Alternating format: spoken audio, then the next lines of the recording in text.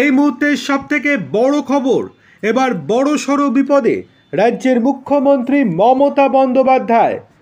বিগত দুদিন ধরে মমতা বন্দ্যোপাধ্যায়ের বিরুদ্ধে বিতর্ক পিছু ছাড়ছে না, কারণ তার কিছু মন্তব্য এমনভাবে হিন্দু সমাজ এবং সাধু সন্ন্যাসীদের দিকে ধেয়ে এসেছে, যাতে করে ক্ষুব্ধ গোটা রাজ্যের হিন্দু সমাজ থেকে শুরু করে সাধারণ মানুষ। সেই জন্যই বারংবার খবরের শিরোনামে উঠে এসেছেন রাজ্যের মুখ্যমন্ত্রী মমতা বন্দ্যোপাধ্যায়। কোনো ভালো কাজের জন্য নয়, বরং তার বিতর্কিত মন্তব্যের জন্য তিনি খবরের শিরোনামে উঠে এসেছেন গত পরশুদিন থেকেই। আর এবার কার্তিক মহারাজকে নিয়ে মানহানিকর বক্তব্যের জন্য এবার আইনি নোটিশ পাঠানো হলো রাজ্যের মুখ্যমন্ত্রী মমতা বন্দ্যোপাধ্যায়কে।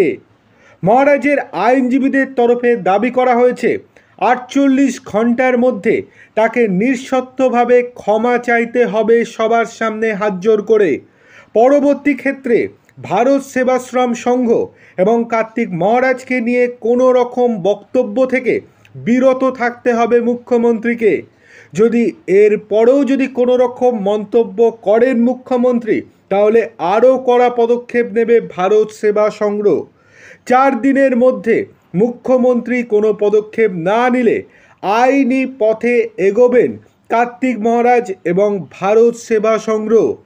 সেক্ষেত্রে ভারত সেবা সংঘ থেকে পরিষ্কারভাবে জানিয়ে দেওয়া হয়েছে, মমতা বন্দ্যোপাধ্যায় ওই আইনি নোটিশের পরিপ্রেক্ষিতে যদি নিঃশর্তভাবে ক্ষমা না চাওয়া হয়, তাহলে সেক্ষেত্রে আরও কপালে বিপদ রয়েছে রাজ্যের মুখ্যমন্ত্রী মমতা বন্দ্যোপাধ্যায়ের।